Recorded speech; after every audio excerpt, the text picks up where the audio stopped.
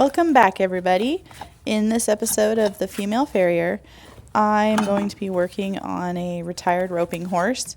I've worked on this horse for a couple of years now, and his hooves have improved tremendously. But as usual, there's definitely things that I would like to still improve.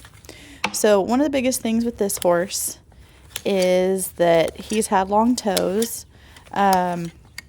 His frog, you can see in the video, looks really long and skinny. So his apex that he currently has, which is the very tip of the frog, is actually not necessarily a good indicator as an accurate measurement when measuring other areas of his hoof as well. His frog has been stretched forward, and slowly over time I've been trying to bring his toe back. So I'm trimming down his walls pretty far and now adjusting his bars, and I won't take my knife to his sole, but I do a lot of adjusting to his hoof wall, and that's mostly to try to bring his toe back. He has good concavity and pretty good depth of foot. I think he has pretty good sole depth, which enables me to trim as aggressively as I am in this video. I wouldn't do this type of trim on just any horse. So you can see I'm taking my nippers out again to try to bring that toe back a little bit further to bring his breakover back, because I know that his toe is long. And I'm going to smooth everything out with my rasp. And usually when I'm holding the rasp one-handed, I'm kind of working on my bevel while I'm smoothing out my nipper marks, trying to make that a nice smooth area for the horse to break over on that hoof. And then I got to adjust my bars a little bit to make sure there's no high spots. Now I'm smoothing this bevel from the top, and you can see from this angle that this horse really doesn't have any dishing or flaring. So I'm mostly just working on creating a nice rounded bevel so that he can break over easy in any direction.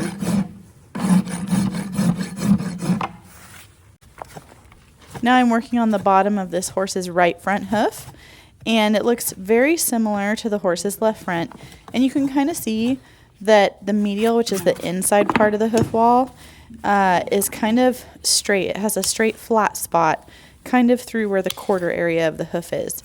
And if you look at the lateral side, it kind of bows out, but you can tell from the top of the hoof that that is not technically a flare. So I see a lot of roping horses have hooves that are shaped this way, and I don't know if it's because, you know, they've been used pretty hard and they get pretty tight in their shoulders, and I think sometimes they may even have some small shoulder injuries that never fully go away. So it's just something I notice and look at, and it's not really going away over time as I trim him. Like, I'll try to bring that lateral side in, but I don't want to thin the wall too much, and I don't want to bring it in too far because the horse seems to like its hooves this way. So I've taken the wall down, just like the other front hoof. I'm trimming fairly aggressively, and I'm rasping through the sole part of that toe a little bit, but I know that I can on this horse because he has really good concavity and sole depth. So I can bring his toe back in that way, but I would not do that on just any horse. I'm trying to trim the frog as much as I can so that there's healthy live tissue there. And I want to make the back of the foot as comfortable as possible for this horse. Now I'm going to smooth everything out with my rasp, make sure my heels are level, and kind of back to the highest, widest part of the hoof so that they're less inclined to be underrun.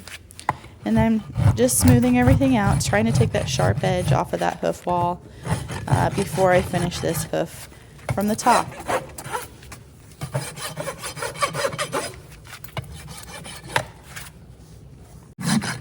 Now I'm working on this horse's hoof from the top side, and just like the other front hoof, I'm kind of just wanting to make everything nice and smooth. You can see that hoof wall, especially on the medial side, is nice and straight. No dishing or flaring on this hoof, so I'm not trying to remove any excess growth there. Just trying to make everything smooth and rolled and give this horse a good breakover. So now I've moved on to work on this horse's hind hooves from the bottom, and I'm just picking it out with my hoof pick right now, trying to get as much dirt and debris out of this hoof as I can before I start using my nippers. And I'm going to do a nipper run all the way around on this hoof because he has enough growth for me to substantiate it. I don't know if substantiate is the right word, but Basically had enough hoof wall growth that I could use my nippers all the way around before moving on to my rasp. And his hind hooves are relatively balanced. You can see that like one side isn't really any larger than the other. He doesn't have much flaring. So this is a very kind of maintenance style basic trim on his hind hooves. They're different than the fronts. One thing about this hoof though that I don't necessarily like, or all of his hooves, are his frogs. They're a little bit on the wimpy side. I wish they were a little bit more robust and wider. They are deep, which is good, but I wish they would improve a bit more and be a little bit healthier. So I'm just removing any material that might lead to any type of fungal infection in the future. Want to make sure that sole isn't sticking up higher than the hoof wall, and cleaning up the bars before I bring this hoof forward and finish it from the top. So just like the other hooves on this horse I've worked on so far, I'm really just cleaning up my bevel. Like you can see the walls are super nice and straight, hardly any event lines. Like other than the frogs, this horse's hinds are in pretty good shape. I would like his toe to be backed up a little bit more, but these are some very functional, beautiful hind feet. And yeah, just smoothing everything out, rolling everything so he doesn't chip and crack.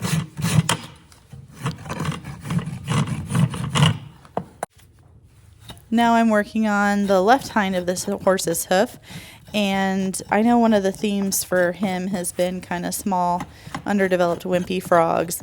This is probably the best frog on this horse. You can see that it's really clean. There aren't a lot of pieces that need to be removed. It's a bit thicker and wider than the other frogs. And you can see that the overall health of this hind foot is also just very healthy in general.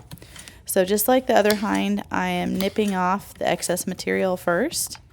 And he basically needed a nipper run all the way around because he had so much growth, which is kind of rare in the winter.